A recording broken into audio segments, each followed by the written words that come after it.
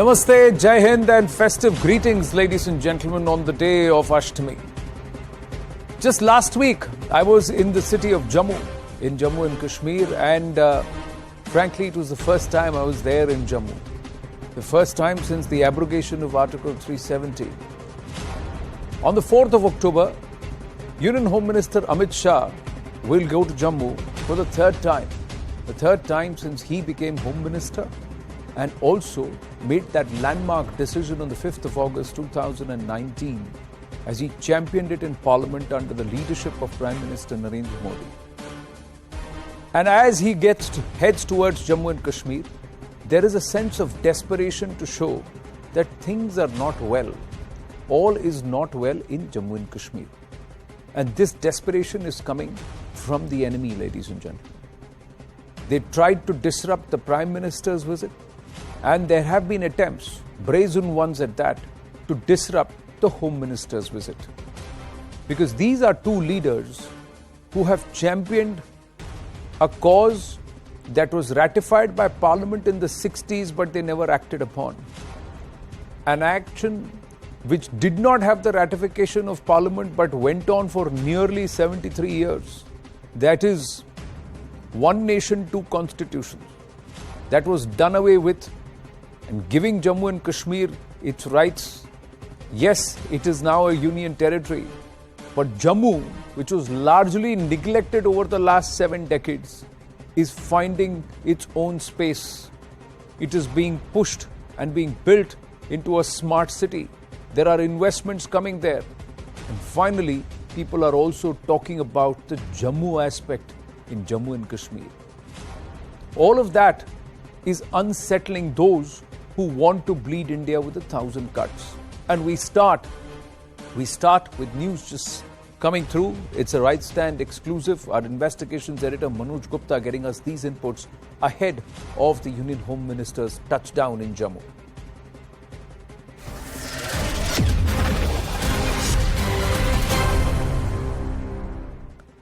Now, there is a desperation as it is upping the Jammu-Kashmir offensive, with Kashmir obviously being an action, a theatre of action, but also in Jammu.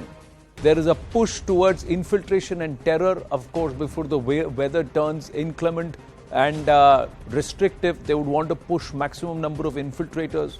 The Udhampur blast probes have revealed a big arms inflow into the Jammu region also. Presence of RDX there has led to a huge understanding and perhaps acceptance among the security forces that yes, they have had a big crackdown, but there is a huge amount of arms and ammunition that's been funneled into India.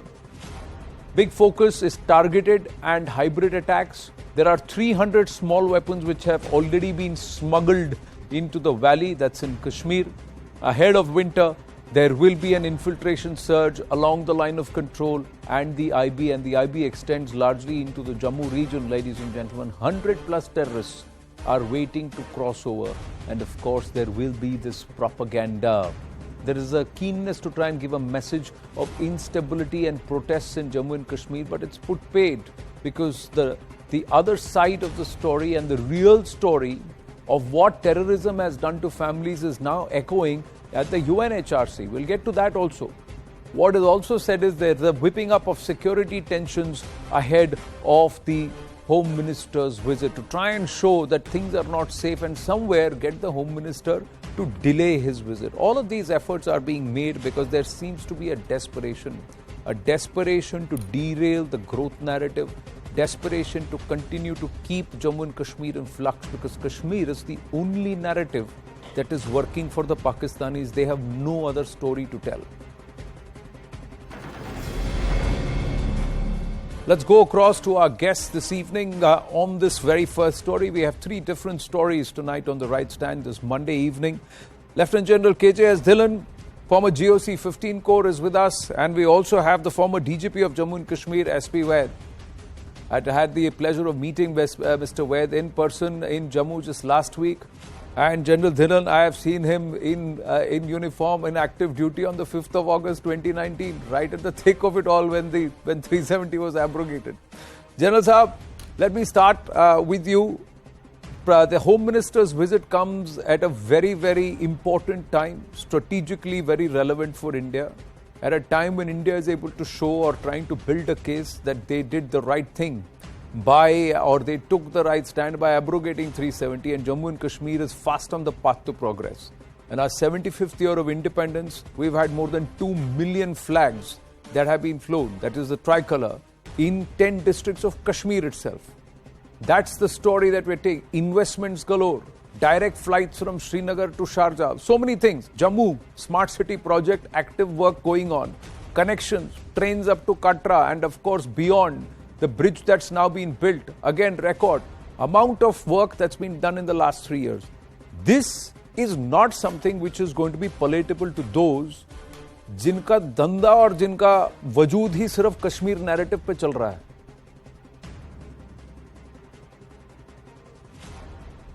Good evening, Anand, and first of all, happy Ashtami to all the viewers and greetings.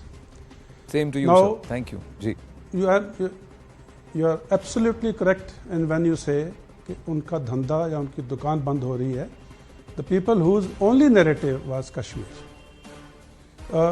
Within Kashmir also, if you see the terrorism, this year approximately 155 terrorists have been eliminated, including few Pakistani terrorists in that. And the recruitment is also at its all-time low. Now this is rattling the masters in Pakistan as to why the Kashmir card is not being played up. And coupled with that, all the points which you gave of progress, of development, of happiness coming in Kashmir is not going down well with the people who are handling the Kashmir issue in Pakistan. And at the same time, the situation in Pakistan per se, may it be politically, diplomatically, economically or militarily, on all fronts the situation in Pakistan is very bad, and then they have only one way to look at, and that is towards Kashmir. Now, when their chips are down, when the terrorism is going down, people are not supporting the terrorists, the information to the police and the intelligence agencies is flowing. Now, this is rattling people out there. And on top of it, more than 3 years of abrogation of Article 370 has brought in so many good news to people of Kashmir and Jammu, as you said. Now, this is not the type of narrative which they were wanting. So having said, like I said earlier, now they are rattled and now they want to just in desperation do some acts at small parties or at places where people are unarmed, unguarded, and be relevant and be in the news. And let me assure you, having been part of the security apparatus and having been interacting regularly with the security people even today, this is not going to succeed. The team security forces in Kashmir especially is totally in control of the situation. The development is happening, the tourism is happening, and everyone is happy out there. So it's a matter of time when this narrative will fall flat on its face. Well, that time is something which is critical because we have lost enough and more lives. There have been so many families that have been ruined, and we've also seen a particular, 1 or 2 generations totally brainwashed and wiped into a false narrative. Dr. Jaishankar's IT versus IT jibe resounds, where India is talking about information technology, Pakistan is pushing international terrorism. It's like a karara tamacha on the face of the Pakistani establishment, Vaitsab. But for us, it's a cause for concern if buses which are just standing at parking or which are at some places explode and the explosive material that's found is RDX. It's a concern if terrorists and infiltrators have small arm weapons, and there are already a lot of them who are now moving and evolving into a hybrid form, where they will use any and every method to kill even 1 or 2 people, but to continue to strike fear and somewhere derail the peace story, the growth story. And a lot of it is happening now in Jammu. What's up? Yes, Anand, there is an effort to revive terrorism in Jammu region. You saw a few months back incidents in Poonch and Rajouri. Now this Udhampur. Earlier also, a few months back, there was a incident in Udhampur. And even the Udhampur incident, there is an effort to revive the old person who was convicted in terrorism act, and he has been recycled again and through social media reactivated. So infiltration attempts are being made all along the IB and LOC, but they are not succeeding. The army and BSF is very, very tight, but unfortunately this drone technology has added new dimension. We all know how drone technology is being used, or rather misused, to smuggle in weapons, drugs and other things. But before we talk of Kashmir, I just want you to understand what is happening in Pakistan. Today in Pakistan, people are questioning the establishment. Establishment, you understand, the deep state Pakistan army. I get amazed seeing some of the channels coming from Pakistan openly talking against the Pakistan army establishment, questioning what has been taught to them in 75 years. Look at their economy. People are dying of hunger. Look at what floods have created so much of havoc. I think more than 3 crore people are without food and without shelter. Look at the condition of the overall situation in Pakistan. The Pakistan army, there are divisions between the and this has happened after I think first time after independence, that Pakistan, there are divisions. Today there are 2 groups in Pakistan army, one supporting Imran Khan, the other supporting the present government. So this is for them do and die situation. If this continues, I would not be surprised a day will come and people will revolt, and Pakistan establishment today they are questioning on the media, tomorrow it can be on the streets. So I see very bad time for them coming ahead. And the jibe of Dr. Jaishankar, IT versus IT, I think I was watching some of the Pakistan channels, how it has been hurting them. And ultimately, new generation of Pakistan will definitely react to all this, what is happening. Because today world is connected so closely. Coming to the Kashmir part, yes, for them, Mr. Modi and Mr. Amit Shah is definitely, for them it is eyesore, and they, you look at the way the development is coming up in Kashmir Valley and Jammu region.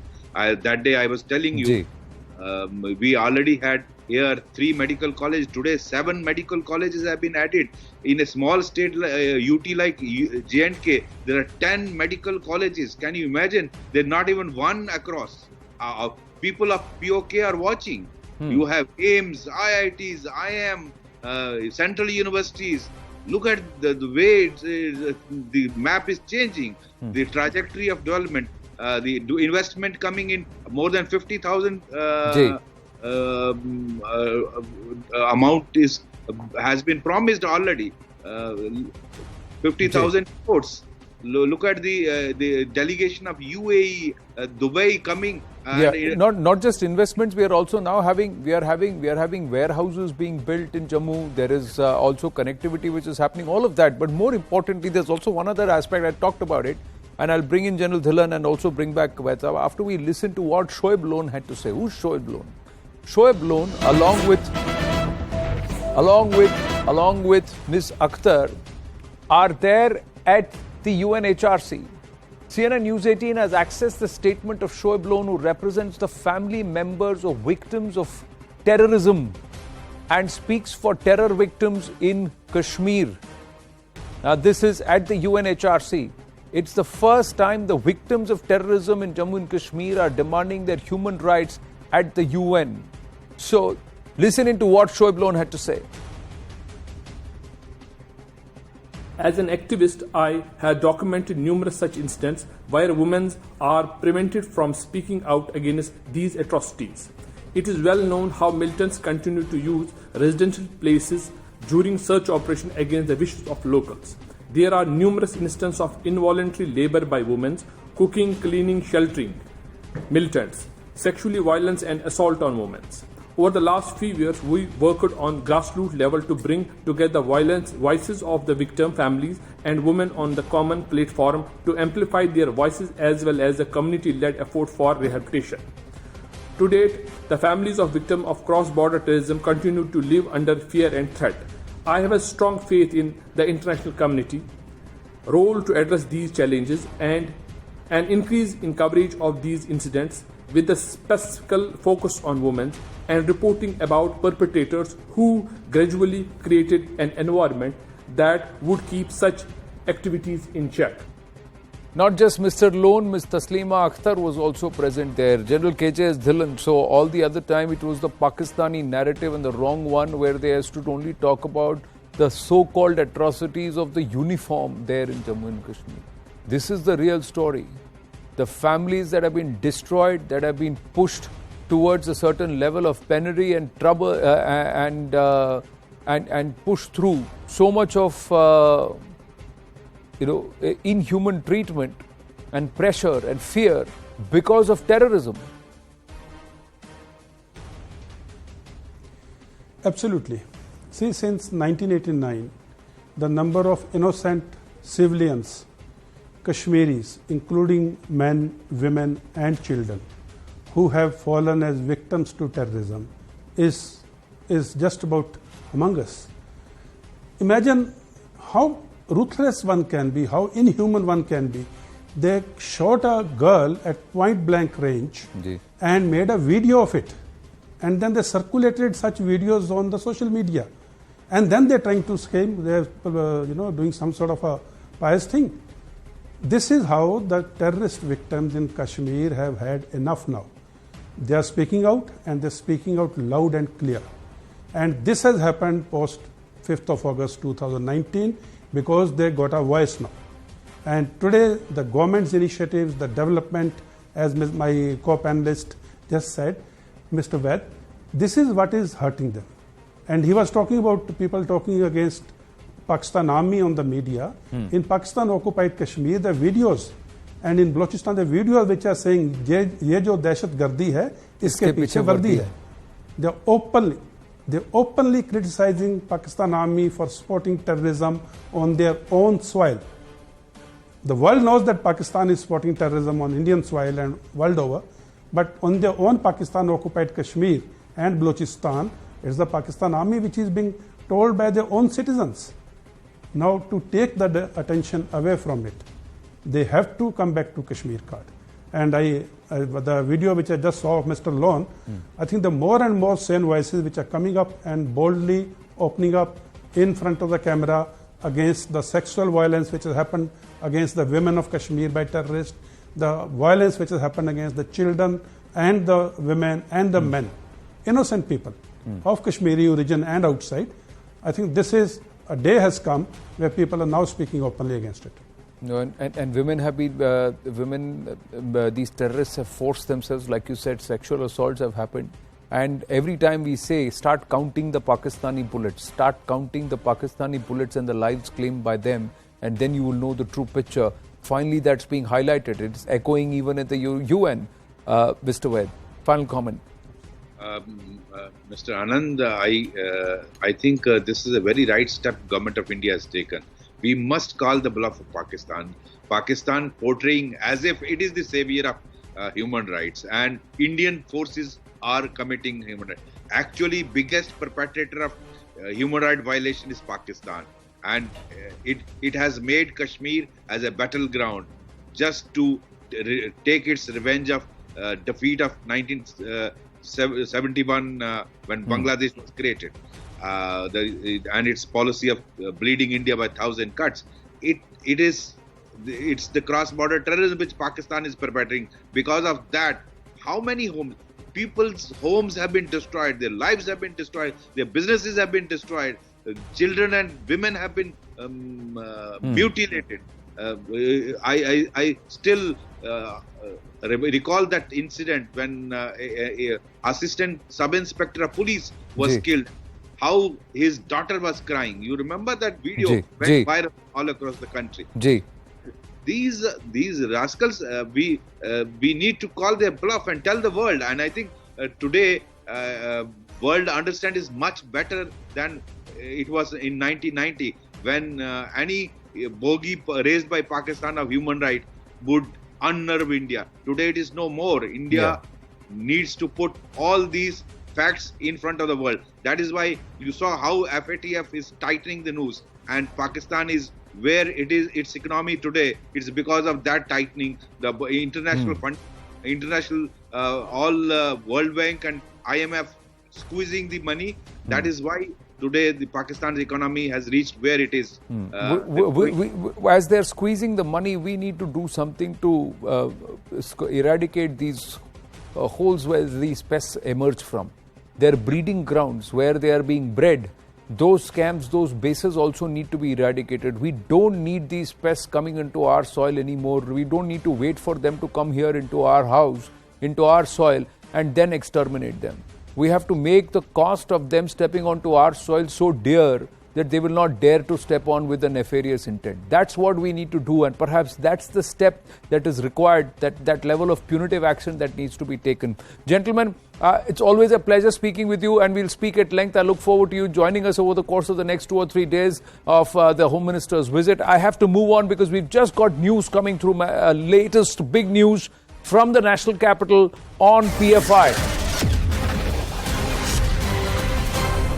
And this is a Right Stand exclusive here on CNN News 18. The Delhi police has now taken action against the PFI. Delhi police has registered an FIR in the PFI case. The FIR has been registered in Shaheen Bagh. An FIR has been registered under the UAPA Act. And according to the Delhi police, the case was registered 3 or 4 days ago. Now, after the FIR, 3 properties of the PFI have been seized in Delhi. Properties have been seized under Section 8 of the UAPA. The first address is F30/1B, ground floor, Jaid Apartments in Delhi. N44A/1, Hilal House, ground floor. This is Abu Fazal Enclave in Jamia. And then you have B27/2. This is Tehri Manzil in Jamia. Now, according to the FIR, PFI used to carry out suspicious activities from these offices. So 3 offices that have been now sealed. The third one is in Jamia. There is one more in Jamia, the Abu Fazal Enclave, and there is one at Jaid Apartment, F30/1B. That's the first one. It's a ground floor. So there are 2 ground floor apartments, and then there is a B27/2 in Tehri Manzil in Jamia again. And these offices, the Delhi police has searched these properties and now have seized and sealed them, ladies and gentlemen. How did the PFI get to acquire such properties and run their operations right bang in the national capital?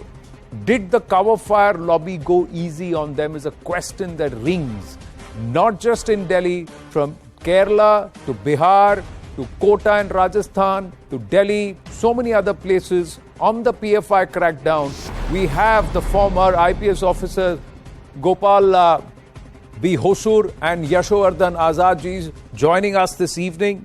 But before we go across to them, here is some more information that we have on the PFI ISIS Connect. This is some more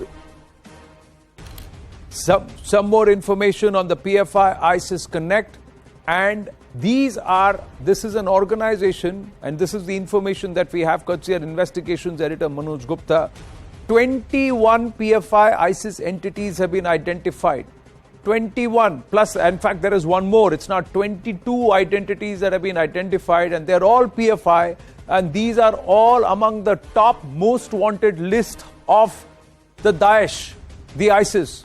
So 22 PFI cadre are among the most wanted across the world for Daesh or ISIS cadre as ISIS cadre. One of them is Mohammad Samir, resident of Valapatnam, Kannur, Kerala, joined the ISIS in 2015.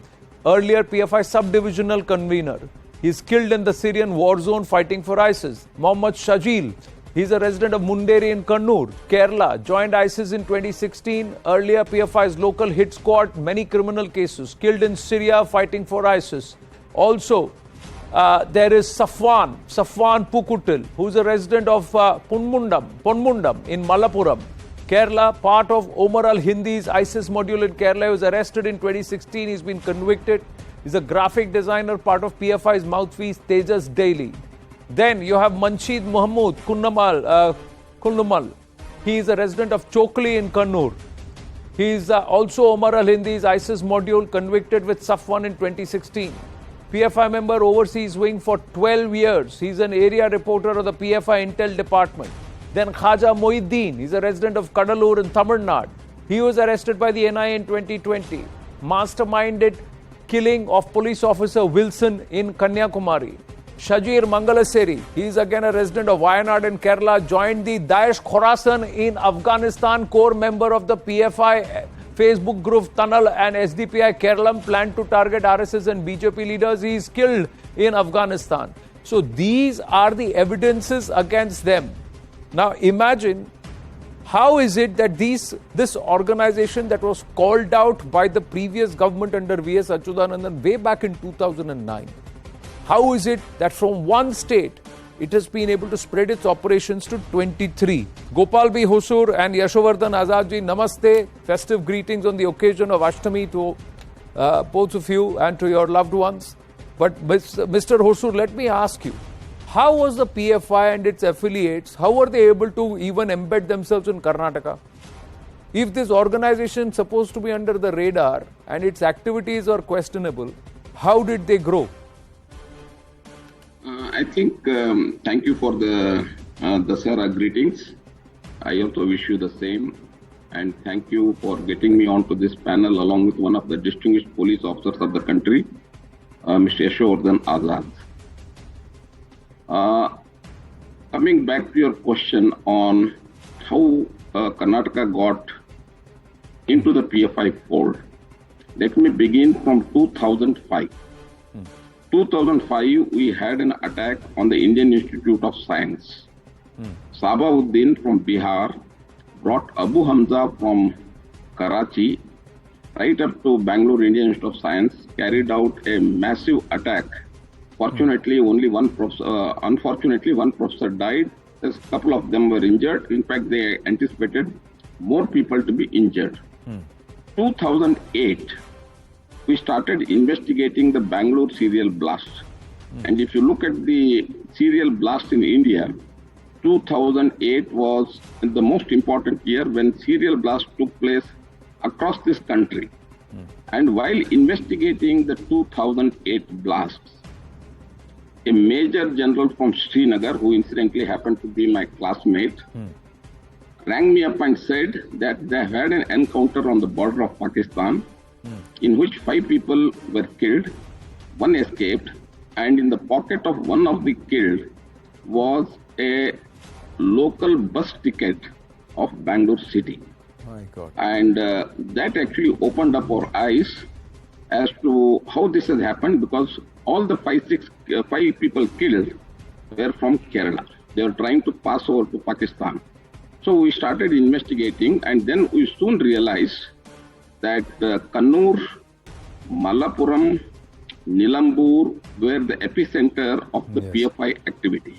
In fact, in those days, the PFI was formed somewhere in 2006-07 by merging 3 organizations of the southern states. It is basically a South Indian phenomena which spread thereafter to 23 other states.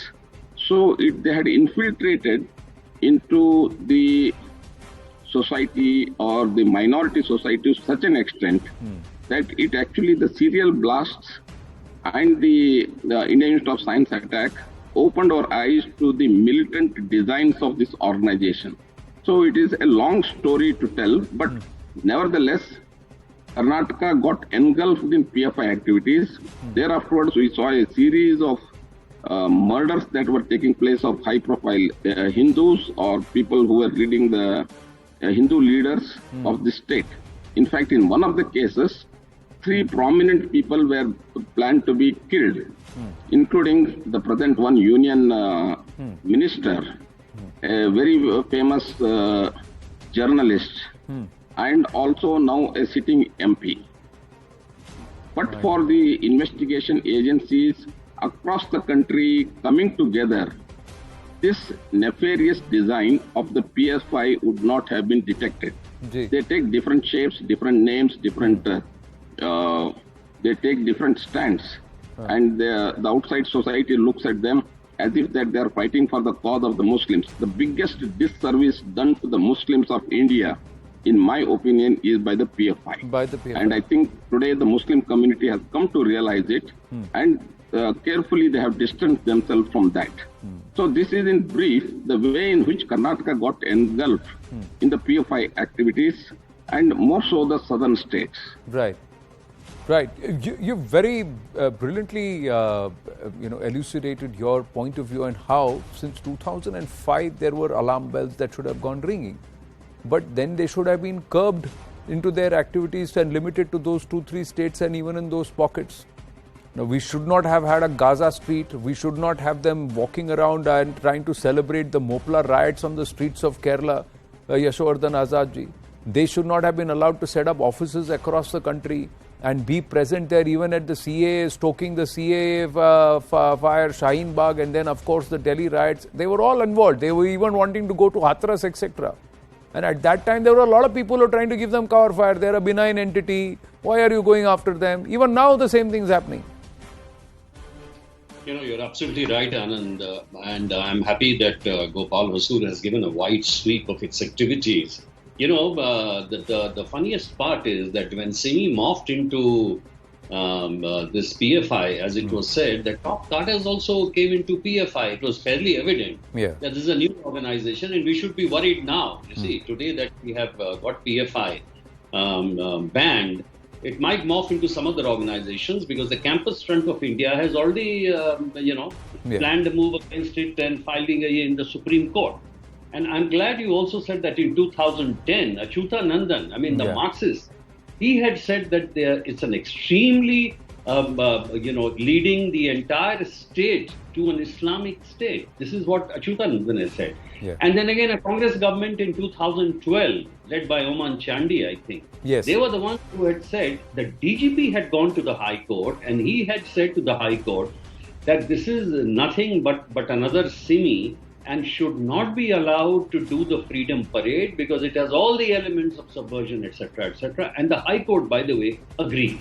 Now the question is, why it was not allowed was, of course, as you know, sometimes it's the weak political leadership, sometimes it is appeasement, sometimes it is whatever.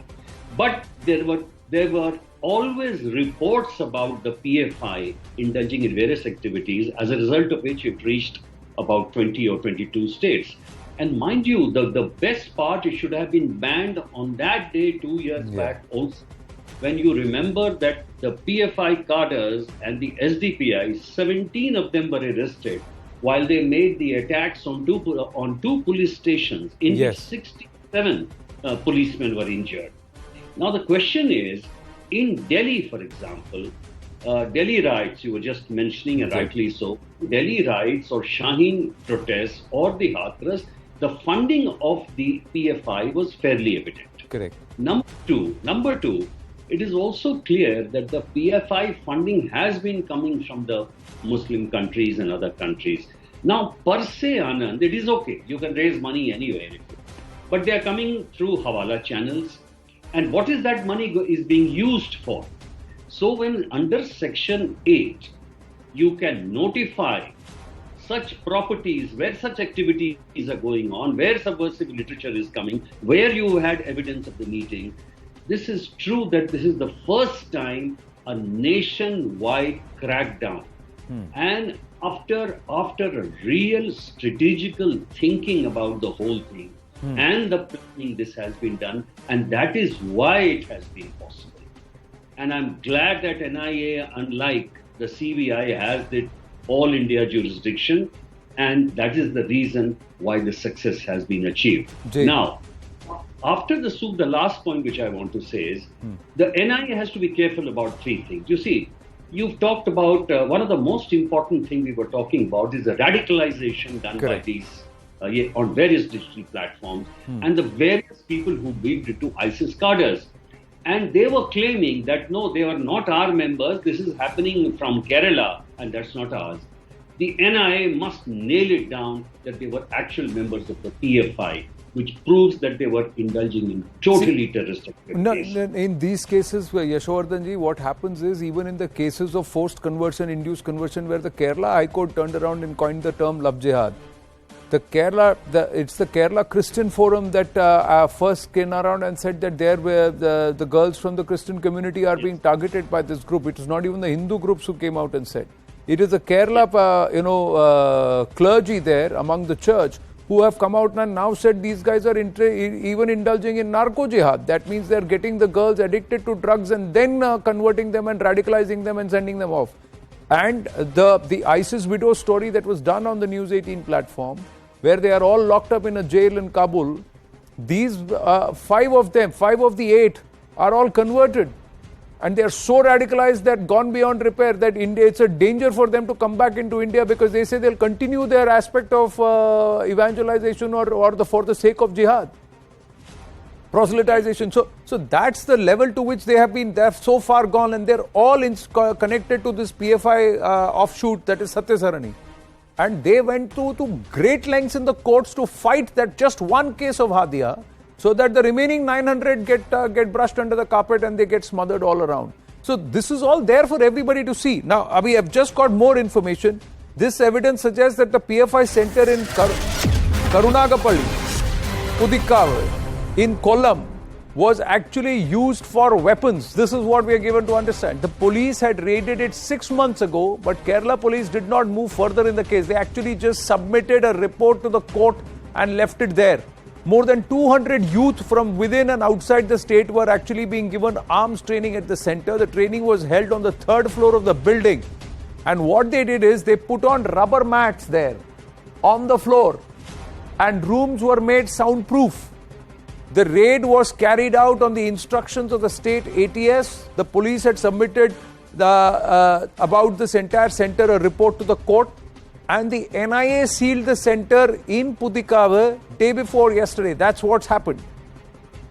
So they have only recently sealed this place. But for 6 months, nothing had happened, even after a report submitted in court. Now, this inaction is a problem, Mr. Hosur. How can there be inaction unless there is somebody who says, let it be? They work for us. There has to be a certain amount of political gain that is considered over national security, appeasement that's considered for political furtherance at the compromise of or at the cost of national security. Yeah, I 100% agree with you that there needs to be a political consensus in the fight against terrorism.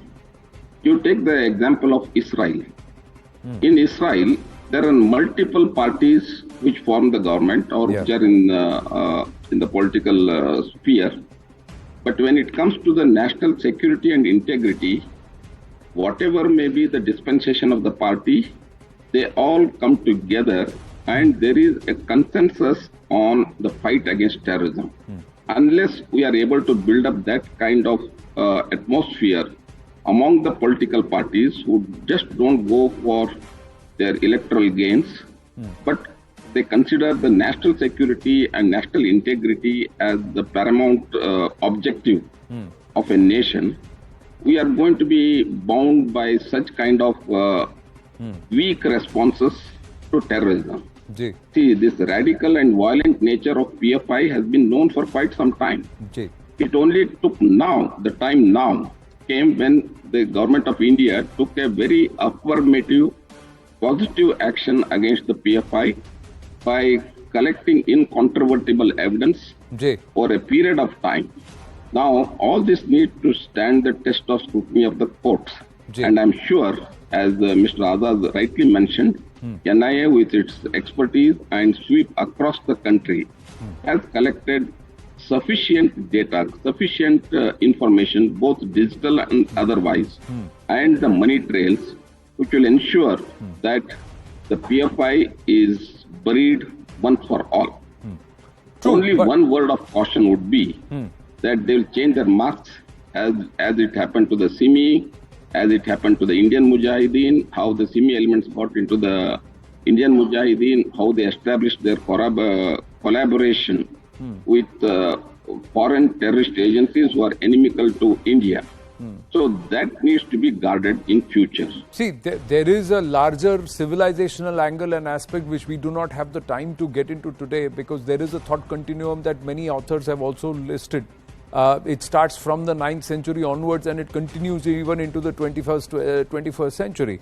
But before we wind up, final word, Mr. Azad, the fact is that if this organization had been nipped in the bud, it wouldn't have emerged as a threat to society and also to Bharat as it is today. I always draw this anomaly that or this parallel where or simile that वो अवैध building बनती है ना, आपको पता है ये गलत बन रही है, जब बना रहा है तब पैसे खाते हैं, तब बनाने देते हैं, फिर सारे 10 मंजिला खड़ा हो जाता है, वहाँ भर जाता है, उसके बाद उसको तोड़ने जाते हैं, उसमें भी वहाँ पे और भी कोई लाभ देखता है. It's the same phenomena here. You're absolutely right. And, one feels very depressed with these developments, that how much of cost the nation pays for this inaction and this kind of an hesitation. And, one of the foremost reasons and which was putting the entire rationale on its head for saving the PFI so far was saying that the SDPI is a political organization and it is fighting elections, and therefore the entire blame against the CFI, the campus front, and the PFI would be hidden in that mound of logic which was being given by the SDPI. The unfortunate part is that even the Delhi police had very hardcore evidence about the role of the PFI in the Delhi riots, and therefore I do hope in the end, I just want to say that these two parts, like terror camps which were being held much before, they were just like the Sini. In 2008 in Indore, the top cadres, Safdar Nagori, and about 9 other people were caught. Yes. And their terror camps, the 10 other terror camps where they had taken participation, the same thing was copied by the PFI. And the last point I would say on which the NI must be doing a lot of work is that where exactly this funding went for which of the terrorist activities. Mind you, the number of activists you were talking about, a lot of them had already been arrested. Correct. In 2015, even the NI had taken action. Therefore, at least now the time is to completely smash this outfit and see that their leaders don't quietly go into other leaders. And besides that, seize those buildings under Section 8 which will be notified where such activities were going on. And I hope after this, positive trend in Delhi, it continues throughout the country. Yeah, and the next time nip it in the bud. When you know that if there is an ex-member of a particular organization that's proscribed, don't allow them to flourish like you've allowed them. Don't give them a decade and a half to embed themselves and to take root. That's the biggest issue. Gopal Husurji, Yashwardhan Azadji, thank you very, very much. Have to wind up on that note. We're going to take a very, very short break here, ladies and gentlemen. When we come back, we turn the spotlight towards Afghanistan, where on the one hand, women are demanding their rights to education, rights to participation in government action, and all that they so rightly deserve and they used to have before the Taliban came to power. But all they get is bomb blasts and torture. Stay with us.